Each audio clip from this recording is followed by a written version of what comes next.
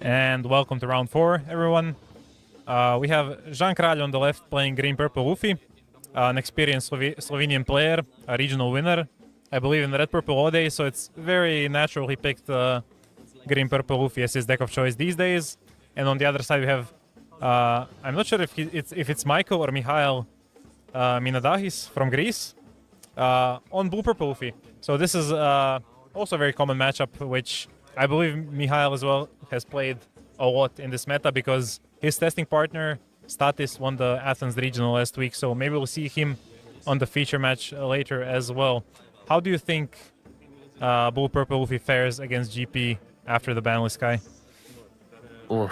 Well, so we don't have PRB left yet, which means that green-purple Luffy still doesn't have access to things like potentially the 4-cost Luffy. Correct. Or the 2-cost Nami. But this matchup, which in my opinion at least, was blue-purple Luffy favored before PRB02, and honestly even after, has become significantly harder in my opinion. So I think that now with the ban list in place, even in OP12 without PRB02, the matchup is slightly green-purple Luffy favored. So I'm curious to see how he's going to end up playing out this matchup. What do you think as a green-purple Luffy merchant on this matchup? I think it has gotten a fair bit more green-purple favored because he did get the new tool in Deadman's game, and that kind of allows green-purple to smork down UP, with UP not having much say in what goes on the other side of the table, because now the only removal is Mihawk, which does not heal. So if UP can high roll, it's still quite fine, but if he cannot, he gets overrun by Luffy Taro, by Rush Luffy, and the Sanji Puddings. Yeah. Yeah, that 9-cost Mihawk that is pretty common in blue-purple Luffy now is going to be quite nice in this matchup. But yeah, I think green-purple Luffy, if he can manage to find his parts, he's going to be in the driver's seat for this game. Have a bit of a question. In OP12, have green-purple Luffy players been reducing stage at all? Mostly no. There were a few lists with 3, but most of them are still on 4 copies. I think the idea is like, there's really not much you can do about trail. You put in the Bagwas, you hope they work, but reducing your break count, especially at the cost of consistency with the stage, doesn't really work. And you still want the stage against UP, which has become a big presence in the format, because you need to line up 2 of them to protect against Mihawk. Yeah, for sure. Yeah. Okay, makes sense. In OP13, at the very least, green-purple Luffy lists have, for the most part, cut the stage, I believe, but OP13 has very little relevant KO effects. Even things like the Marcus Marge attack the base 5 cost or less. Yep. So even if you do have that stage to put it up to 7 cost, it doesn't actually do too much. It would still be KO'd. So yeah, OP13, OP12, still very different metas. So we'll be seeing how green-purple Luffy and blue-purple Luffy play around those cards with things like God Thread and 9-cost Mihawk in mind. Yeah, I'm mostly curious to see whether blue-purple is going first or second, because in this matchup, I was told the Greek players mostly prefer going first. Very understandable, because you get to protect yourself from the very aggressive green-purple Luffy curve, and you delay the Luffy Taro by at least a little bit when they go second. I guess they're just waiting for their timer to start.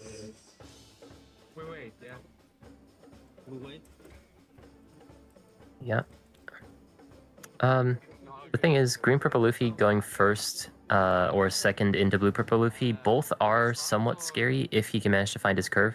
But going first, it's much easier to find the cards that you want. If you go second as green-purple Luffy and you find things like the 4-cost Zorojiro into the Sanji Pudding into another Zorojiro, then you're still perfectly fine going second. But obviously finding those cards is much more difficult than when you're going first and you're just trying to find that Sanji Pudding, essentially. Yeah. But, I mean, it starts with the stage, though. So that's one part of the puzzle complete already. Yeah, he has the stage, but not any of the searchers, so... But he kept the hand, right? So it indicates he already has, like, the Sanji Pudding, perhaps even a Luffy Taro, to play the game without much issue. And this is a bit of a risky move from from Blue Purple, because now he opens himself to Frankie into the Luffy Taro line, and even in general, this immediately enables cost increase on the Zoro Juro on the Sanji Pudding, which allows GP to preserve the bodies, protect them from God Thread. And if that happens, then it can snowball really out of control fast for Blue Purple Luffy. Because usually the strategy is Blue Purple Luffy. If you can avoid it, you don't ramp early. Strictly so that Sanji Pudding doesn't draw when it's first played, and the stage cannot protect stuff from God Thread. But maybe he doesn't have God Thread and he's just like, hit me. Yeah, I mean, well, Green Purple Luffy doesn't have that Zoro on this turn. But yeah, even if he did have it, then the Go Merry Go, or I don't know what it's called in English, Going Merry Go. It's Merry Go. Okay. In Japanese, it's Going Merry Go, so I'm not sure which Go is taken off. Not punished at this point of the game, so Blue Purple Luffy going to end up swinging despite not swinging the first game, just going to double ramp. Does he have the triple? Doesn't look like he has it from his hand. It's possible he has the Bagua. At least if he doesn't, he's bluffing the Bagua, and looking at his hand, I think he's just presenting the possibility, but that should still deter Jean from attacking, because most he can attack here is once with the leader, and at that point it doesn't make any sense to give them the free Bagua. Yeah, no, there's no reason to attack leader if you only have one attack, especially as Green Purple Luffy, where you are just kind of trying to set up these puddings. If you can't hit at like 10k or higher, then there's, even if it's 10k, it's only an extra 1k that Blue Purple Luffy has to cut. So likely just going to use leader effect to start getting this snowball rolling and potentially just pass after that. Yeah, if he has Luffy Taro, there's an argument to not even use the leader effect, because your Sanji Pudding is protected from the God Thread, but whatever you play afterwards will not be. So yeah, he likely has something else he wants to play here. Yeah. Has the Zoro Jiro. But maybe he just doesn't have the Luffy Taro and he's trying to find him. We'll see if he grabs him here insta. Yeah. Oh, he's thinking about it, so... He is thinking about it. Because there's also the Rush Luffy as well. Oh, he grabbed the Rush Luffy? Yeah. Okay. That was a really well-timed hand angle, thanks to the production. Yeah. Picks up the 6-cost Luffy, decides to send the 7-cost Luffy to the bottom, or 7-cost Luffy Taro.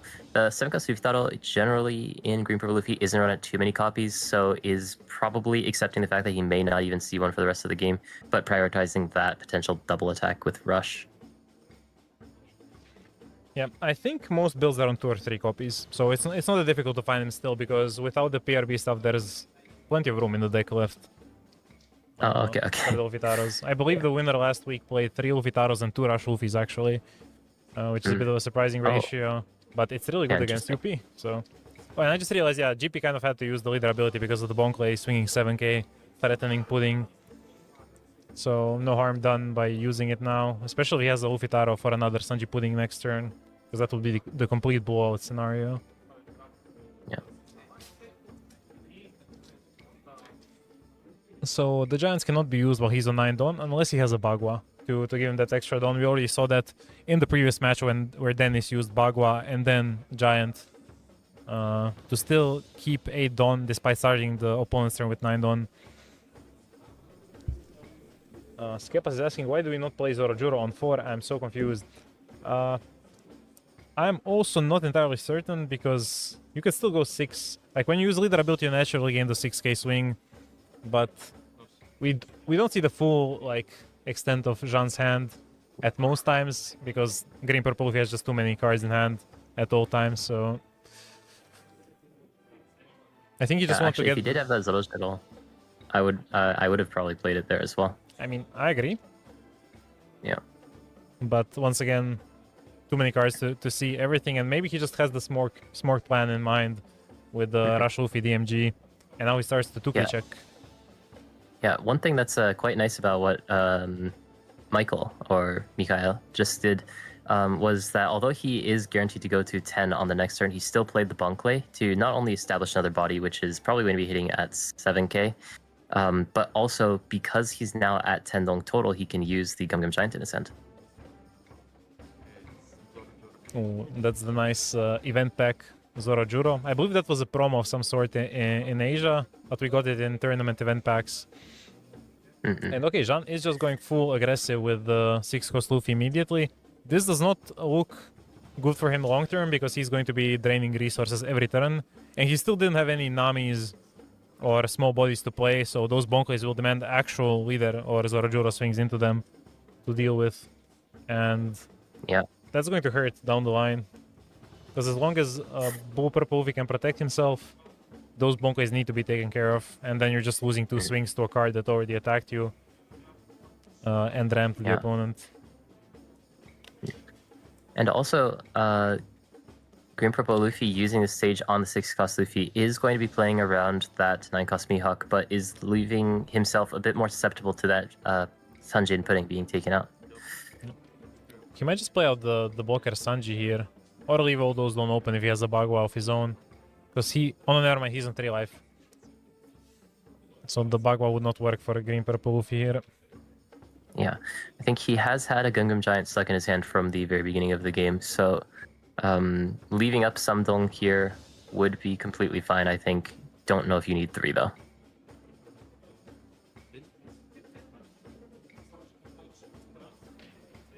Yeah, problems arise now if... Oh, there's a God Thread as well.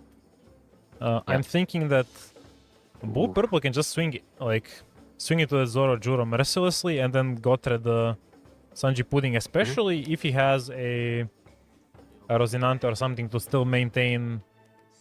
Because Rosinante is basically Purple Cavendish. I think we talked about this quite a few times already in other platforms, but once you play him, you get those 2 done back every turn. And Green Purple Luffy doesn't have any removal tools to deal with him unless you tech like a Radio Knife or something. So this is where the tax on the resources really begins from the UP side. Yeah, if he has that Rosinante, it'd be a really nice play right now, but unless it's an alt art, I did not see one in his hand, and he doesn't have one in his top 5. Yeah, but okay, I see the Nami in the search, or in the hand, I'm not sure where, and she's just as good. Like, obviously, just getting that extra blocker. GP doesn't have that unblockable like Rayleigh does, and you can still swing 8s with Bonkley, play the Nami. Even swing 8 with leader and leave 1 don open, you have 2 blockers, 1 don, so even Deadman's Game does not spell your end that easily. Yeah, interestingly though, picks up the Usahachi, so may not be going for that Nami play, or maybe already has one in hand. But still, even if you have one in hand and you're planning to play that Nami, I think that the information advantage of not showing that Usahachi would be quite nice. But still, likely the play this turn is to just hammer 7Ks into that Zorojuro and potentially just try to take back as much of the board as you can while staying as healthy as you can to make sure not to just immediately lose to the 6-cost Luffy. Yeah, Jun's really made a situation where he is playing heavily into this 6-cost Luffy right now because he didn't pick up that 7-cost Luffy Taro the turn before. Yeah, I assume he just had no other targets because any good Luffy Taro target would have been played from hand regardless, so he didn't have any extra Sanji Puddings. I'm a bit curious what the starting hand he kept was though, because he did keep, right? And there were no searchers, just the stage, and according to Skepas, he drew into the Zorojuro stage, so that wasn't his opening hand as well. Was it really just stage, Sanji Pudding, and Pere? Because that can backfire really easily, especially when opponent has Bonkleys. Yeah, but Blue Purple Luffy, instead of going for that Zorojuro, is chipping 7Ks at the 6-cost Luffy instead, just guaranteed to get counter out because Jan needs this Luffy to stay on board. Yeah, I'm a bit confused now because he just countered with Nami, but Nami would have been really nice if he just spent 1 don on board so he can swing into the Bonkley for pretty much free. Oh. Here he uses the Bagua for a 7K. I see now why he didn't play the Nami. He just has no counters. Yeah. Or maybe he's baiting the Nami into swinging so that next turn he can try to finish with Deadman's Game immediately. That would be very devious. But I guess you expect Gungam Giant from GP always, so... Oh, this will be an interesting countering decision. Yeah. I think that Michael is sniffing out that Jun maybe doesn't have too much counter in his hand from that Thunder Bagua, so is debating if he wants to go for that last extra chip at Zorojuro, because it may just end up going through. Yeah, and for all I was talking about the massive hand size GP tends to stick to, his hand has already like shrunk in half almost. well, I believe he has 5 cards. It's difficult to count these when the sleeves are black, but I believe it's 5 cards left in his hand, maybe 6, and It may evidently be he's 6, running. Yeah, evidently he's already running out of counters. So, oh, yeah, okay, it appears to be 6, but he's already running out of the live counters in his hand, and that's the real problem. Like, you have the hand size, but not all of it is real, and when you're exposed by these like low equal swings, there we go. Like, his hand got taxed, and he still lost most of his board. Yeah. This is going to be difficult game to come plan- back from. Yeah, Green Purple Luffy's whole game plan in this game was to play around that 6-cost Luffy, but not only did he lose half of his hand in that one turn, he also lost his finisher and game plan. Yeah. Still has Sanji Pudding, which people will argue is going to be the main game plan of Green Purple Luffy, but if he doesn't have a second one, for example, which it doesn't seem like he does looking at the angle that we have of his hand, is going to be very difficult for him to stabilize this game from now on with all of those bonk plays that are also on the board. Yeah, that just rubs the salt in the wound. He needs to attack into those bonk plays. If he doesn't, they just keep attacking his board, taxing his hand further, killing everything on the board, and eventually they will turn to life as well. So you cannot afford to ignore them, and there's a Sanji Pudding in the search, but I think that's also another Rush Luffy. The Zorajuro is like less relevant, but Sanji Pudding, I can't really see the middle card. Oh, is that 2 Sanji Puddings? 2 Sanji Puddings and a Rush Luffy and a Zorajuro. Yep. This is a brutal search to see after playing with limited resources all game. Yeah, seeing all of the cards that you wanted all at once, knowing that you can't get any, or you can only choose one of them. Yeah, now he just has to think really carefully about like which basket to put his eggs in, because if he goes Sanji Pudding, it implies a slower game, a bit of a grind, which there's still kind of time for, or this option, which is just, okay, go, have to finish this game fast. And I agree with this decision, primarily because one of the things that people underestimate in TCGs is if you have a plan, you have to stick to it. Like, once you start flip-flopping between 2 different plans, that's where your game plan falls apart. So I'm not even surprised that this goes face. Yeah, he's attacking face, he's just deciding, I'm going full smork, I will finish this game in 1 or 2 turns. And if it doesn't work, well, so be it. Like, that was the luck of his cards, or the lack of it. Yeah, and interesting to see if Green Purple Luffy is going to actually use the 6-cost Luffy effect on the attack right now. If he does, he is in a bit of a scary spot, but he does also have that Gunner Giant in his hand still, so he's not in range of dying quite yet, but is going to need to finish the game very soon by the way that he's playing.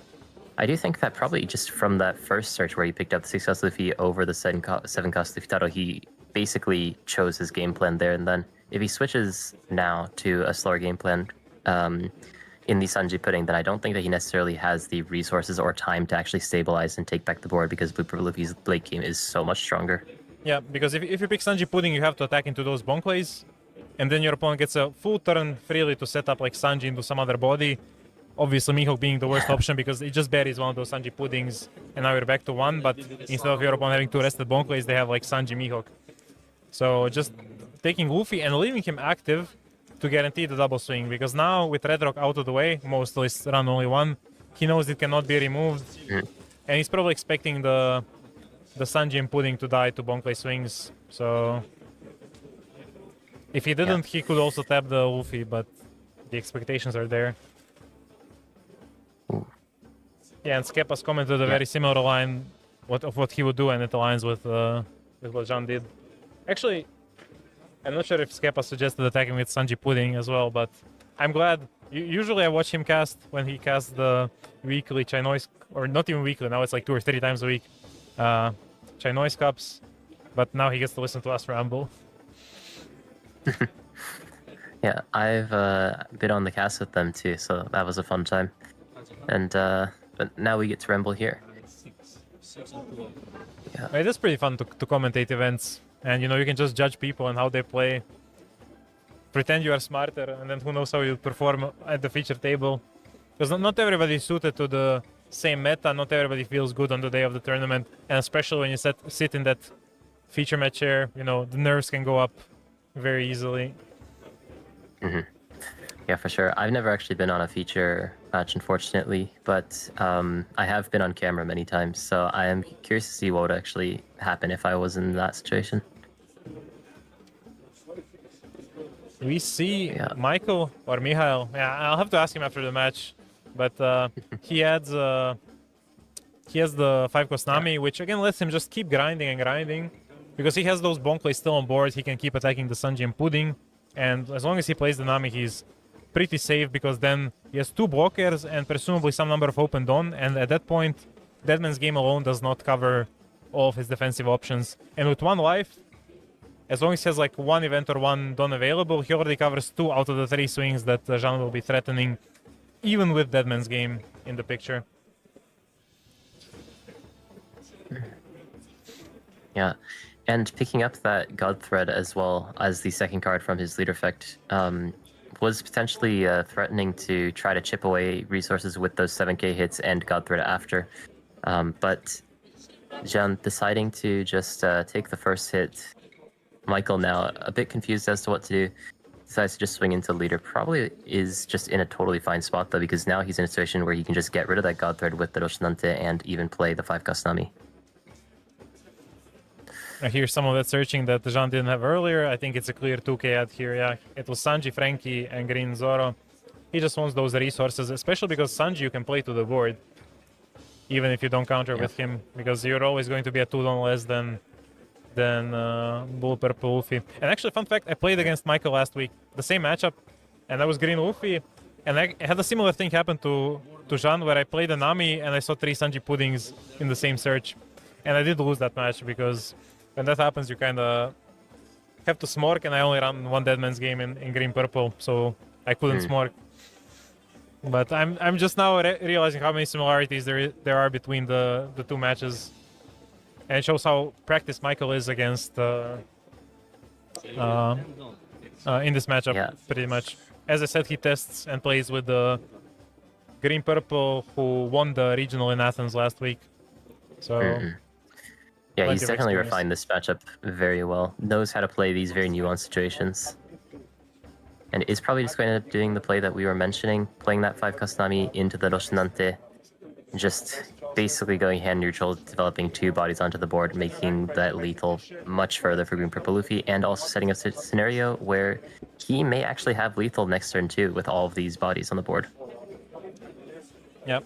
I mean, this reminds me of the old days where, like, many of the purple decks, like all of them ran starter deck 4 Queen, and I was always like, that card's just the best card in purple because you -1 Dawn, but you draw 2, you don't lose any hand size. And now there's so many cards that do just that, and Nami is probably the most like egregious of them all, where as long as your leader is multicolored, you draw 3 and put 2 on top or bottom. It's like so insane how much you get to cycle with her. And Rosinante is kind of a different sort of that, where you filter a brick and then you draw 2 cards. It has its ups and downs, but those bodies that you put on the board and you don't lose any hand size, they're the best. Like, especially when they're 5k, 6k, because those are the best stats to have in your attackers. I mean, in the first place, that's oh, sorry, go ahead. Yeah, sorry, I want to say, in the first place, that's why Green Purple Luffy is such a good deck.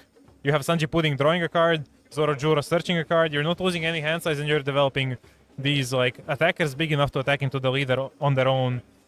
And yeah, these cards are just what wins games. The more of them you see, the better. Yeah, Green Purple Luffy basically just seems like you know, the red Zoro of old, where all of your cards just replace themselves in hand because they were searchers. But just having that vanilla stat line, the very large bodies that Green Purple Luffy has access to, makes this matchup usually pretty good for Green Purple Luffy. But right now, Michael, utilizing his own card neutral cards is very healthy going into this late game. I was going to mention that this Roshinante, if you think about it, is actually very similar to the Nami, where he isn't necessarily a blocker, but because he restands those 2 Dong, he has potential to defend a lot of attacks. We're going for it. Uzohachi into Deadman's Game. Michael did a bit of a, perhaps, rude, cocky block to protect his Bonkley, and we'll see if he pays for it now. Because now it's just 8-8-8 from Jean, I believe. Cool. Or 6-10-10, I guess it doesn't matter, because it's going to demand the same number of counters. And he Yep. swings 10, this is a take, and then does he have enough counters to counter the second swing? Well, maybe a bit of a greedy play from Michael from that free block. Does he have it? Oh, he doesn't have it. Oh, that was a big misplay to do the free block then. Because he knew the Uzohachi was searched off of the Nami, I believe. So he knew about the Uzohachi, he should have assumed Deadman's Game. And Jean claws victory from the jaws of defeat. I guess it's the saying, something like that. Yeah, I actually just didn't think that he had any avenue back into that, but taking that free block there, just deactivating one of the strengths that he had from that last turn in having so many blockers and so much defense, just gave Jun the one avenue back into that game, and he takes it. Yeah, it's a bit unfortunate on Michael's part. I guess he underestimated the pushing power that Green Purple Luffy has in late game, as he still had a lot of Dawn. We noticed, like, because the Sanji Pudding stuck around for a while and the game went for several more turns, Green Purple Luffy was at 10 Dawn at the start of this turn, allowing him to swing big. I think before taking that free ball just to protect the bonk play, he should have taken a moment to calculate, okay, am I the Uzohachi Deadman's Game? Because I believe he knew the Uzohachi, and you have to assume Deadman's Game. That's like the card that the Green Purple Luffy prays for in this matchup.